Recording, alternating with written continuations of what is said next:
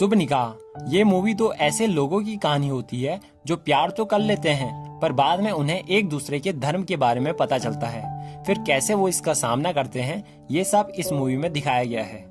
Movie शुरू होती है और हमें एक लड़की जोया खान को दिखाया जाता है। जोया खान MBA की पढ़ाई कर रही होती है, इसीलिए उसने इसका एंट्रेंस एग्जाम देने के लिए देहरादून जाना था। इनके घर पर एक लड़का साजिद आता है। जोया और साजिद की शादी बचपन में ही तय हो गई थी, पर जोया को साजिद बिल्कुल भी पसंद नहीं है। वो ज्यादा पढ़ा लिखा भी नहीं था। साजिद जोया को स्टेशन छोड़ने की बात करता है, पर वह मना करती है और अपने अब्बा के साथ स्टेशन चली जाती है। वहाँ जोया का बैग एक चोर चोरी कर देता है। यहीं पर उसकी मुलाकात मुन्ना उर्फ मुन्ना लाल मिश्रा से होता है। मुन्ना उस चोर का पीछा करता है। चोर भी डरकर बैग को रास्ते में छोड़कर भाग जाता है। अब मुन्ना उस बैग को जोया को देता है और इसी सब में जोया की ट्रेन भी मिस हो जाती है। जोया अब किनारे पर बैठकर रोने पर लग जाती है क्योंकि उसका कल 8 बजे एग्जाम था। मुन्ना उसे बाय रूट चलने के लिए बोलता है और कहता है कि मैंने भी वहीं जाना है। इसी के साथ वो दोनों एक टैक्सी पकड़ लेते हैं। टैक्सी में मुन्ना और जोया का इंट्रोडक्शन होता है। टैक्सी वाला काफी स्लो चला रहा था, जिसके बाद मुन्ना टैक्सी चलाता है, जिसकी वजह से टैक्सी भी खराब हो जाती है। मुन्ना और जोया उसका आधा किराया देते हैं, पर वह ज्यादा मांगता है और उन्हें चाकू दिखाता है, जिसकी वजह से उनके बीच हाथापाई होती है और मुन्ना और जोया उसे बहुत मारते हैं। वहां से देहरादून जाने के लिए वो एक बस भी पकड़ लेते हैं। जोया के पिताजी साजिद के पिताजी से मिलते हैं, जहां वो उन्हें बताते हैं कि जोया शादी के लिए तैयार नहीं है और साजिद के लिए कोई दूसरी लड़की ढूंढ लो। बस में मुन्ना जोया को बताता है कि मैं स्टेशन पर टिकट बुकिंग करने आया था, पर फिर ये सब हो गया। मैं तुम्हें रोता हुआ नहीं देख पाया और तुम्हारे साथ यहाँ आ गया। जोया कहती है कि ये सब क्यों किया। मुन्ना कहता है मेरी मर्जी, आई लव यू। यहाँ से इनकी बातें भी अच्छे से होने पर लग जाती है। देहरादून में जोया अपनी बड़ी बहन के वहाँ रुकती है, पर वह मुन्ना को नहीं लेकर जा सकती थी, जिसकी वजह से मुन्ना एक होटल में रुक जाता है। जोया मुन्ना से कल घर साथ में चलने के लिए बोलती है। अगले दिन जोया पेपर देके आती है। फिर वो और मुन्ना कहीं बैठे होते हैं। तभी जोया की बड़ी बहन भी उसे देख देती है। उसे भी मुन्ना काफी पसंद आता है। वो दोनों कॉलेज में घूम रहे होते हैं। तभी एक लड़का आकर जोया से उल्टा सीधा बोलता है, जिसके बाद मुन्ना उसे मारने पर लग जाता है, पर वह लड़का बोलता है कि ये एक प्रैंक है और जोया से कहता है कि ये लड़का तुमसे बहुत प्यार करता है। जोया और मुन्ना अब देहरादून से घर की ओर आ जाते हैं। रास्ते में जोया को एक मस्जिद दिखता है, वो वहाँ चली जाती है। मुन्ना भी बगल के मंदिर में चला जाता है। ये देखकर जोया को पता चल जाता है कि ये एक हिंदू है, पर मुन्ना को तो पहले से ही पता था कि जोया एक मुस्लिम है। जोया मुन्ना से कहती है कि तुमने मुझसे झूठ क्यों बोला और अस्सलाम वालेकुम और अल्लाह हाफिज क्यों बोल रहे थे। मुन्ना कहता है कि मैं तो अपने मुस्लिम दोस्तों से ऐसे ही बात करता हूँ और मैं तुम्हें बताने वाला था, पर तुमने मुझे बोलने का मौका नहीं दिया। जोया ये सुनकर वहाँ से चली जाती है। मुन्ना उससे कहता है कि मैं तुमसे प्यार करता हूँ, पर जोया उसके साथ रिलेशनशिप में नहीं आना चाहती। तभी वहाँ वो टैक्सी वाला भी आ जाता है जो उन्हें मारने के लिए आया था। यहाँ पर मुन्ना और इनके बीच लड़ाई होती है और मुन्ना उस टैक्सी वाले को बहुत मारता है। यहाँ पर जोया को भी लगता है कि मुन्ना उससे बहुत प्यार करता है।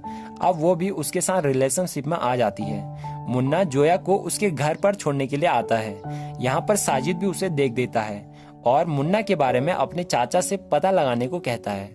मुन्ना घर आता है तो उसके पिताजी उसे बहुत डांटते हैं, क्योंकि उन्हें पता चल चुका था कि मुन्ना देहरादून में किसी लड़की के साथ था।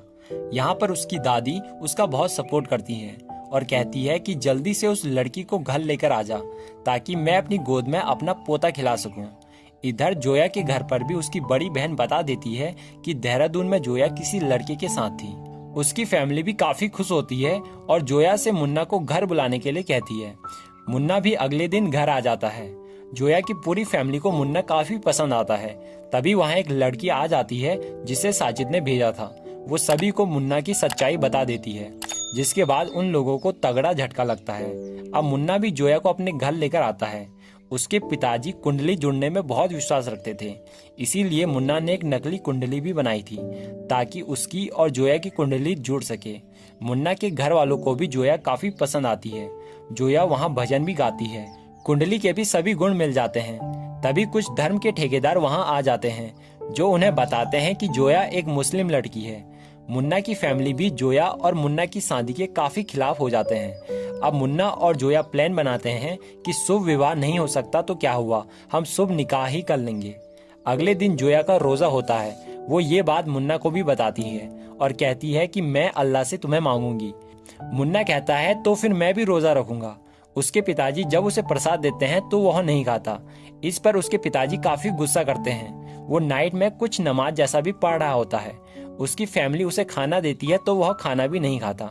अगले दिन जोया उसे कहती है कि हमें एक बार फिर से अपने रिलेशनशिप के बारे में सोचना चाहिए। यहाँ पर जोया को पता चलता है कि मुन्ना ने कल से रोजा रखा हुआ है, उसने कुछ भी नहीं खाया है। वो मुन्ना से कहती है कि रोजा तो कल रात को ही खत्म हो गया है। इस पर मुन्ना कहता है कि तुमने बताया थोड़ी था। यहाँ पर जोया काफी इमोशनल भी हो जाती है। अब जोया और मुन्ना पुलिस की हेल्प लेते हैं। पुलिस जोया के घर आती है, साथ में मौलवी साहब भी आए होते हैं जो जोया को बहुत समझाते हैं, पर वह साफ साफ मना बोल देती है और कहती है कि हम मुन्ना से प्यार करते हैं और उसी से ही शादी करेंगे। अगले दिन जब जोया कॉलेज जा रही होती है तो उसके अब्बू उसे कॉलेज जाने से मना कर देते हैं, जिसके बाद जोया मुन्ना से कुछ ऐसा करने को कहती है ताकि सभी मान जाए। मुन्ना जोया के घर जाता है। यहाँ पर उसकी फैमिली उसे बहुत मारती है, जिसके बाद मुन्ना कहता है कि जो जोया का धर्म है वही मेरा धर्म है, यानी उसने इस्लाम धर्म अपना लिया है। सभी लोग भी मान जाते हैं। मुन्ना भी जोया को अपने घर लेकर आता है। यहाँ पर जोया भी सनातन धर्म अपना लेती है। यहाँ के लोग भी इस बात से बहुत खुश होते हैं कि जोया अब हमारे धर्म में आ गई है। जोया के घर पर वो लोग मुस्लिम की तरह रहते थे और मुन्ना के घर पर एक हिंदू की तरह, पर ये ज्यादा दिन तक नहीं चल पाया। साजिद को उनके बारे में पता चल जाता है, जो जोया के अब्बू को इस बारे में बता देते हैं। उन्हें बहुत गुस्सा आता है, फिर वह जोया को एक चाटा भी लगा देते हैं और मुन्ना की टुकड़े टुकड़े करने की बात करते हैं। इधर मुन्ना की फैमिली को भी पता चल जाता है, जिसके बाद वो भी इसे मारते हैं। यहाँ पर मुन्ना बोलता है कि कलमा पढ़ने के बाद भी ना ही मेरा शरीर बदला है ना ही आत्मा, फिर ये धर्म हमारे बीच क्यों आ रहा है, और मैं एक इंसान हूँ और मैंने एक इंसान से ही प्यार किया है। ये सिचुएशन बहुत ही क्रिटिकल होती है, किसी को भी समझ में नहीं आता है कि क्या किया जाए। अगले दिन जोया और मुन्ना पुलिस के पास चले जाते हैं और अपने अपने पिताजी के खिलाफ एक कंप्लेंट कर देते हैं कि इन्होंने हमें मारा है।